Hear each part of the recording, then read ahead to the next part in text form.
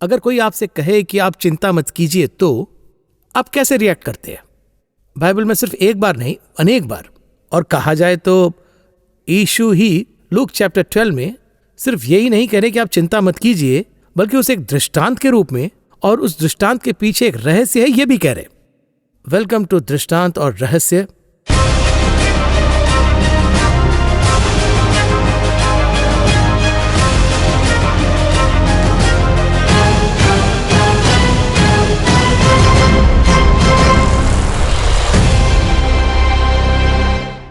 Let's ask a few questions to Brother M.D. Jagan from Heavenly Ladder Ministries. Brother Jagan, welcome to the program. Praise the Lord. चिंता न करो, ऐसा सिर्फ एक ही बार नहीं, इसे एक पैराबल में कम से कम इसी तरह समझा पाएंगे कहकर जीसस क्राइस्ट लूक चैप्टर 12 में एक चिकित्सक के रूप में इसे लिखकर दर्ज कर रहे हैं। इसे सुनने में बहुत ही सरल लगता है, पर प्रैक्टिस करना बहुत ही कठिन होता है। इसमें आपका, इस चिंता न करो, इसमें आपका दृष्टिकोण क्या है? सच में देखा जाए तो हर कोई चिंता नहीं करना चाहता है, सब यही तो चाहते हैं जी। देखिए, हम इतना खोजते खोजते और आखिर में चिंता करने लगते हैं। मतलब कुछ चाहिए ये कह रहे हैं और मिलने के बाद अगली चिंता आ जा रही है। देखिए, मैं यही तो कह रहा हूँ, अगर हम कुछ कमा रहे हैं तो केवल चिंता ही कमा रहे हैं, और तो मेहनत कर रहे हैं चिंता के लिए। परेशानी से जा रहे हैं, चिंता करके अपनी परेशानी और बढ़ा रहे हैं। यदि हम किसी मनुष्य के जीवन को एक यात्रा जैसे देखें तो अक्सर ये बात तो हम अपने संदेश में बताते हैं। हम लोग क्या बताते हैं? कहिए बेटी की शादी किसी के साथ में कर दी। देखिए, शादी के पहले उसके पास कोई काम नहीं होता है तो काम की चिंता करती है। अच्छा काम भी मिल जाए तो उसमें संतुष्ट नहीं होती है, और शादी होने के बाद लोग सोचते हैं कि अब इसका जीवन परिपूर्ण हो गया। इस तरह अब देखिए, शादी हो गई और शादी के बाद बच्चे न हुए 1 साल में। हमारे देश में देखिए, विदेश में तो ठीक है, क्या हुआ सब पूछने लगते हैं, वो एक अलग चिंता है। बच्चे के जन्म के बाद चिंताएं शुरू हो जाएंगी। स्कूल जो है वो तो नॉर्मल है।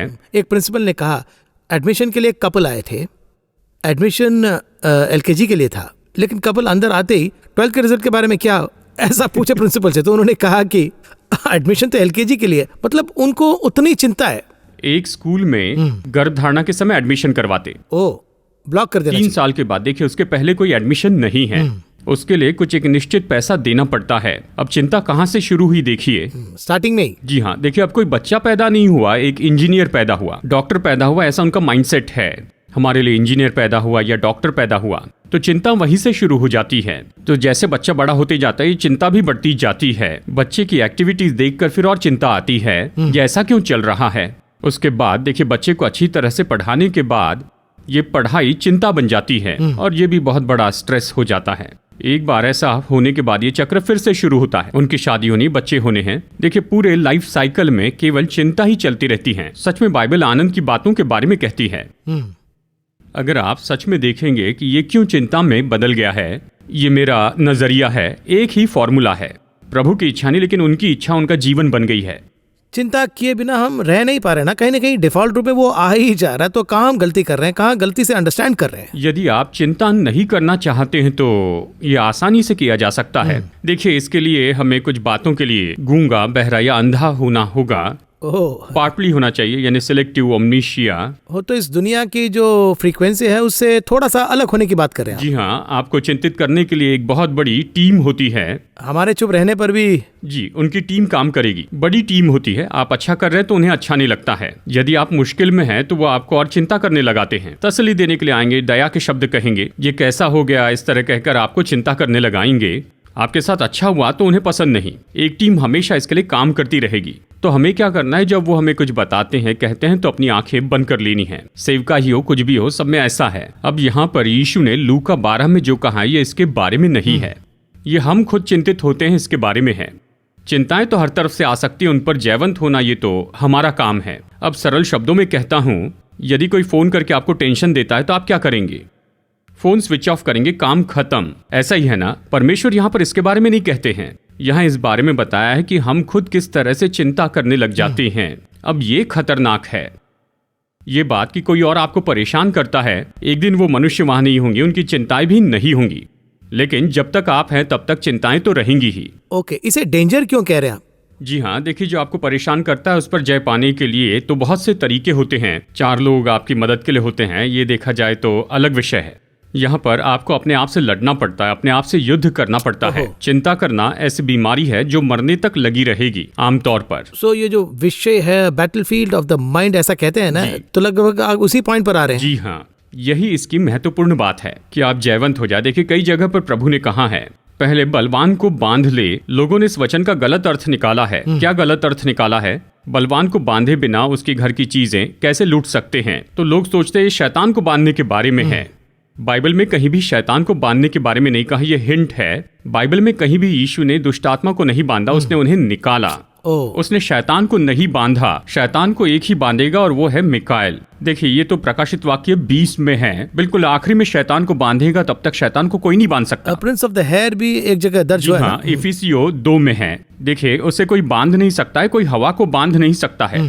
वो तो एक आत्मा है, वो भी आत्मा में है। हम शरीर में, पवित्र आत्मा हमें काम करता है। उसे बांध नहीं सकते, निकाल सकते हैं। बाइबल में कहीं पर भी बांधने के बारे में नहीं कहा गया। यहाँ पर प्रभु के संबंध में कह रहे हैं सबसे पहले मुझे खुद को बांधना है। हमारे शरीर में ये बल है। ये किस तरह का बल है ये पूछे तो ये आत्मिक जीवन बर्बाद कर सकता है। ये हमारा शरीर आनंद बर्बाद कर सकता है, हमारा जीवन बर्बाद कर सकता है। कौन इसे बर्बाद कर सकता है? हम खुद ही। तो हमारे हाथ में ही है, सब हमारे हाथों में ही है। बार बार यीशु क्या कह रहे हैं? तुम खुद पर जय पाओ। जो खुद पर जय पाता है, बार बार वो कहते हैं कि तुम खुद पर जय पाओ। पौलुस, इतना बड़ा पौलुस कहता है कि मैं तो क्रूस पे चढ़ाया गया हूँ। मैं खुद को क्यों क्रूस पे चढ़ाता हूँ? यीशु क्रूस पे चढ़ गए हैं, मैं क्यों चढ़ाता हूँ? यीशु क्रूस पर मरे ताकि हमारे पाप क्षमा किए जाए, पर हमारे अंदर ये संघर्ष चलता है। हमें इस पर जय पाना है। शरीर से लड़ना है। शरीर कैसा है? आत्मा जो भी कहता है ये बिल्कुल उसका उल्टा ही करता है। पवित्र आत्मा हमसे जो कहता है ये उसका उल्टा ही कहता है। इसलिए कहता है शरीर और आत्मा एक साथ में नहीं चल सकते हैं। इसलिए जब हम प्रार्थना करते हैं तब भी पवित्र आत्मा हमसे कहते हैं। जी हाँ, क्योंकि फ्लैश कहेगा कि आप वहां पर। रोमियो 16 यही कहता है। देखिए शरीर हमें जो कुछ भी कहता है वो तो बिल्कुल स्वर्ग के विपरीत ही होता है। यही कि प्रभु हमें घर दो, पैसा दो, इस तरह वर्ल्डली तरह के जीने के लिए और उसी तरह समाप्त करने के लिए फ्लैश कहते रहता है। जी, अभी आप यहाँ पर दृष्टांत में आए हैं। घूम फिर पर यही आ गया। जी हाँ, देखिए यहाँ पर जो दृष्टांत है यह आसानी से बताया हुआ दृष्टांत है। बहुत ही आसान है। दिखने में भी आसान है, लेकिन संसार का हमारा पूरा जीवन ही इसका बेस है। नहीं, मतलब हमारी प्रार्थना भी किस तरह बदलना है उसका एक उदाहरण भी यहाँ पर है। देखिए परमेश्वर जो भी पॉइंट बताते हैं वो बहुत विशेष करके बताते हैं। उनमें से ये एक है, यीशु ने कहा क्योंकि भोजन से प्राण और वस्त्र से शरीर बढ़कर, इस तरह से कहा भोजन से बढ़कर जीवन महत्वपूर्ण है। हम क्या कहते हैं कि खाना ही जीवन है, खाए नहीं तो क्या होगा। तो यहाँ पर किस तरह से देखते हैं कि भोजन बहुत जरूरी है, उससे भी महत्वपूर्ण तो हमारा शरीर है। अब ये क्या है, ये फॉर्मूला हमें समझ में नहीं आ रहा है। क्यों नहीं समझ रहे ऐसा पूछा जाए तो ये जो भोजन है वही तो हमारे शरीर की देखभाल करता है। मेडिकली देखें तो अगर किसी की हाइट नहीं बढ़ रही है, अरे अमोनिया की कमी है, कैल्शियम की कमी है, प्रोटीन की कमी है, शुगर है, फाइबर की कमी है, पानी की कमी है, ब्लड में WBC कम है या RBC कम है, इतना डिटेल से देखते हैं ना। इतना सब कुछ करने पर हमारी इच्छा होती है कि शरीर को बचाए। एंड ऑफ द डे क्या है, हमारा शरीर बचा के रखना है। परमेश्वर कहते हैं भोजन महत्वपूर्ण नहीं, लेकिन उससे ज्यादा ये महत्वपूर्ण है। अब कौन सी बात महत्वपूर्ण है? शरीर से ज्यादा महत्वपूर्ण क्या है? इसके अंदर का जीवन। इस जीवन की देखभाल करने के लिए हमें भोजन चाहिए, यही तो कह रहे हैं। खाएंगे तो जीवित रहेंगे। प्रभु कहते हैं नहीं, खाने से जीवित रहोगे ये महत्वपूर्ण नहीं। जो भी भोजन करते हैं, जो भी खाते हैं, चाहे वो कितना भी परफेक्ट हो, हमारी बॉडी को हम हर 6 महीने में चेक करेंगे, चाहे सब कुछ परफेक्ट हो, 70, 80, 90 इतने साल तक ही जिएंगे ना। चाहे कितने भी बड़े लोग हो, इसे परफेक्ट कंडीशन में रखे तो भी बूढ़े तो होंगे ही ना। नहीं, वो तो नेचुरली आएगा ही। क्या झुर्रियां नहीं पड़ेंगी? बढ़ती उम्र को रोकने की कोशिश में कितने लोग मर गए। बुढ़ापे पर जय पाना चाहते थे। बुढ़ापे को स्वीकार करना चाहिए और हमें इस निष्कर्ष पर आना चाहिए, चाहे हम कुछ भी क्यों न खा ले, जब तक जीवित है तब तक ठीक है, पर ये मेरी जिंदगी बचा कर नहीं रख सकती। ये निष्कर्ष निकालना है। समझ रहे हैं ना? आज जो भी जरूरी है वो हम खाते हैं और जीवित रहना चाहते हैं। तो इस तरह से अगर हम खाते चले जाए तो क्या हमेशा जवान रहेंगे? निश्चय ही बुढ़ापा तो आएगा ही। और वो क्यों आता है? उसके बाद ये जीवन कहाँ पर जाता है?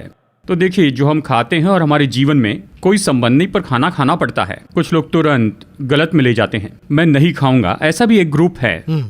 परमेश्वर ने भोजन से बढ़कर जीवन है इस तरह से कहा है, तो हमें खाना नहीं चाहिए। देखिए, यीशु ने प्रभु भोज दिया, रोटी और दाखरस, वही खाकर मैं जीवित रहूंगा।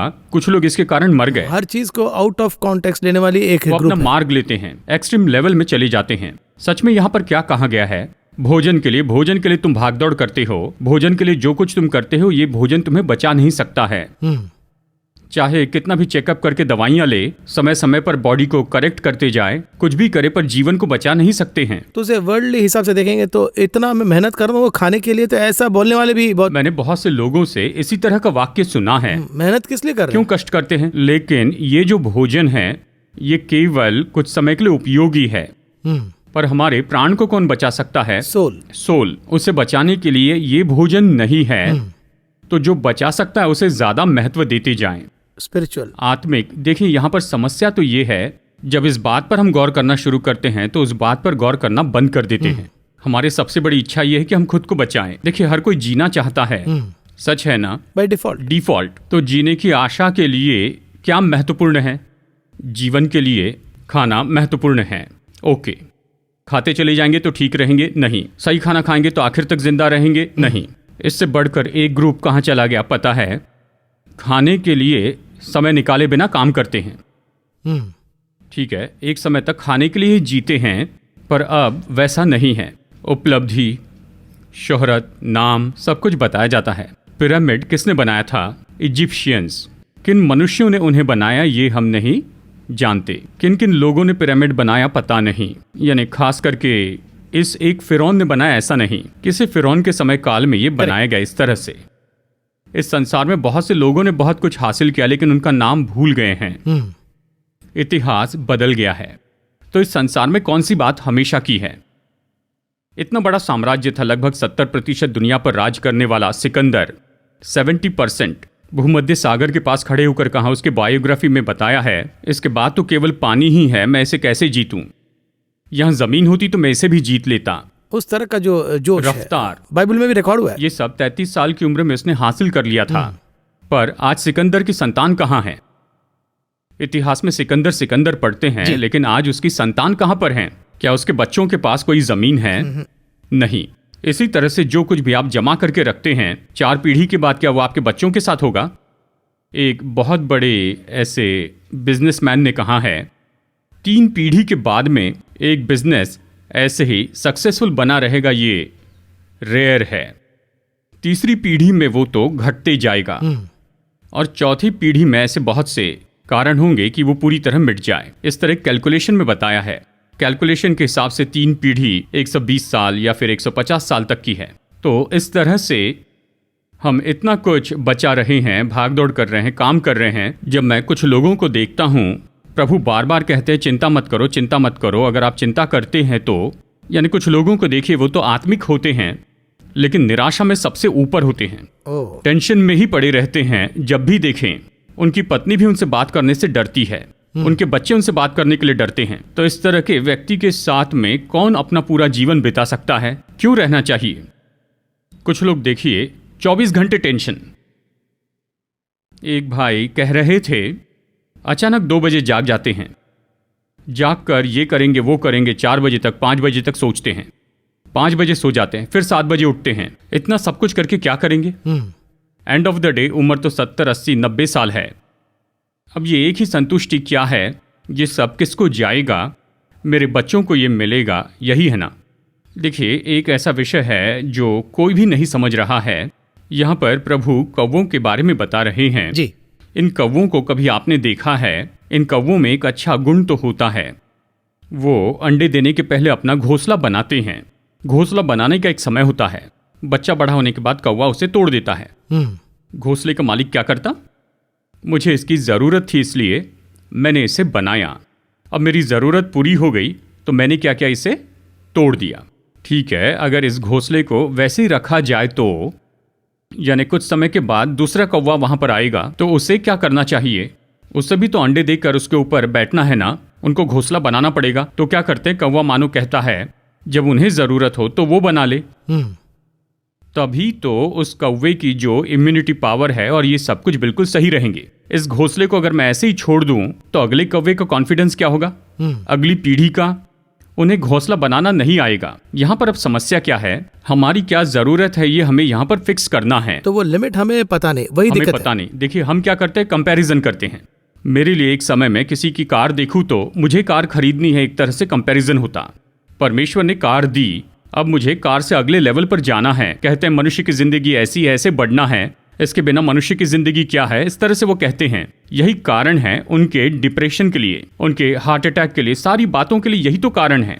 तो वो नीड और वांट में जो ये तो उनका फार्मूला है। आगे क्या है इसे जानने की जब हमें इच्छा होती तो जीवन आगे बढ़ेगा, नहीं तो आलसी हो जाएंगे। बाइबल कहती है जो उसमें संतोष मनाओ, संतोष सहित भक्ति बड़ी कमाई है। एक जगह परमेश्वर देते हैं पर उसके बाद आत्मिक रूप में बढ़ना है। 40 साल कहिए, उदाहरण के लिए कहता हूँ, 40 साल में सब कुछ करके कहिए कि मैं सेटल हो जाता हूँ, अब मैं आगे क्या करूंगा, मैं आगे क्या करूंगा। वो भी बाइबल में इससे पहले एक एग्जाम्पल है। यहाँ है मैं क्या करूंगा, इसके लिए परमेश्वर कहते हैं अब मैं क्या करूंगा, अब से आगे बच्चों के लिए सेविंग करूंगा। तो फिर हमारे बच्चे क्या करेंगे, पिता ने बचा कर रखा है तो क्या वो आलसी नहीं हो जाएंगे? तो फिर वो कड़ी मेहनत क्यों करेंगे? यदि किसी चीज का उपयोग न करे तो उसका क्या होगा, खराब हो जाएगा, बेकार होगी। कल मेरे बच्चे कुछ न करे तो फिर उनका क्या होगा। बच्चों को जरूर पढ़ाइए, जो आपको जरूरी है रखिए, बच्चों की जरूरत पूरी करने के लिए उनसे कहिए, उन्हें करना चाहिए। क्या आप अपनी बच्चों की जगह चल सकते हैं, अपने बच्चों की जगह खा सकते हैं, बच्चों की जगह सो सकते हैं, तो अपने बच्चों के लिए क्यों कमा रहे हैं? आप अपने खुद के लिए ये कर रहे हैं। आपके बच्चों की जरूरत क्या है? जब वो चलते हैं तो आपका हाथ थामे, उन्हें चलने दीजिए। साइकिल चलाते समय उनके पीछे रहिए, उन्हें पकड़िए। एक समय उन्हें छोड़ना होगा ना, चलने के लिए छोड़ना होगा। इसी तरह उन्हें मेहनत करने दीजिए। देखिए क्या हो रहा है आजकल, बाइबल के कॉन्सेप्ट से लोग बाहर जा रहे हैं। हम राज्य को कैसे समझ रहे हैं? संसार के राज्य से स्वर्ग को समझते हैं। स्वर्गीय राज्य की बात है तो ये संसार में नहीं, ये सब स्वर्ग में है।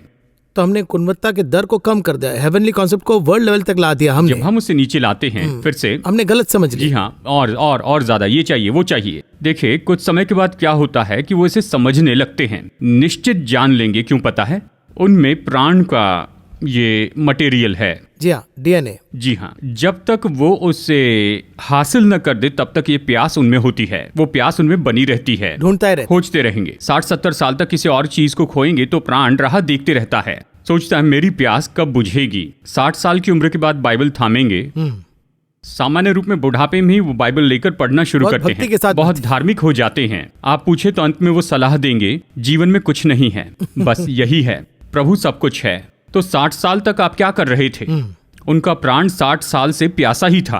अब क्या कहते हैं, इन 60 सालों में मैंने कमाया है, मैंने वो सब कैसे अभी चैन से बैठ सकता हूँ। 60 साल में जो आपने कमाया है उससे भी ज्यादा कमा सकते थे। जो चाहिए वो रखिए और 40 साल की उम्र से ही प्रभु की सेवा करनी चाहिए, चाहे कुछ भी हो, कुछ भी करे। आपका जो व्यापार है वो भी आप प्रभु के लिए निश्चय शुरू कर सकते हैं। मेरे एक दोस्त हैं, मैं उन्हें बहुत पसंद करता हूँ, इसके पीछे एक कारण है। उनकी उम्र तो लगभग 47 या 48 इस तरह से है। यदि उनसे पूछे तो कहेंगे मुझे जो चाहिए था प्रभु ने दे दिया है, तो इसके बाद मैं इससे क्या करने वाला हूं। तो वो सेवकाई कर रहे हैं, व्यापार से जो कुछ भी उन्हें मिलता है। एक जमाने में कोलगेट कंपनी के बारे में कहते थे, यानी 10 में से 9 तो वो प्रभु की सेवा के लिए देते थे, एक अपने पास रखते थे। इतना कुछ आ रहा है तो क्या करे, परमेश्वर को देते हैं। हमें क्या चाहिए? 3 समय का भोजन और एक घर। इस तरह से कहते हैं, एक घर, एक कार तो ठीक है। इससे परे अगर मैं अपने बैंक में 100 करोड़ रुपए रखता हूं तो इससे मुझे क्या लाभ है? आपके बेटे के बारे में शायद आप इस तरह सोचेंगे, मेरा बेटा 200 करोड़ कमाए, कमा लिए।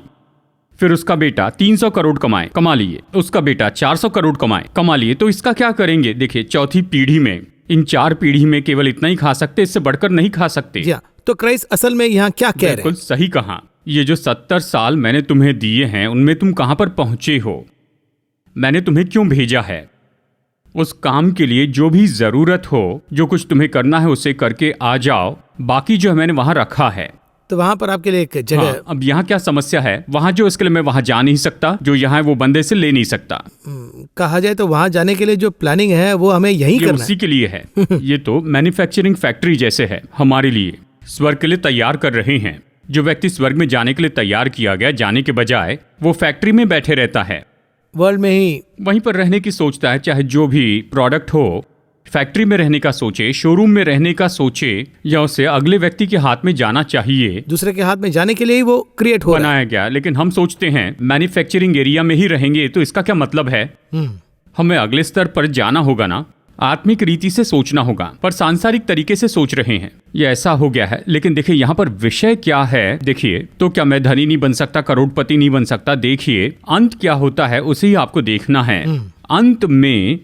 अंत में देखिए, हाल ही में मैंने एक ऐसी घटना देखी है, ज्ञान बढ़ेगा बीमारी बढ़ेगी, ऐसी बाइबल कहती है। अब देखिए, ये तो साइंटिफिक वर्ल्ड है। मैं यही कहूंगा पिछले 100 साल में ज्ञान बड़ी रफ्तार से बढ़ता गया है। जी हाँ, आर्टिफिशियल इंटेलिजेंस भी आ गया है। और इसी समय में सबसे ज्यादा बीमारियां भी आई हैं।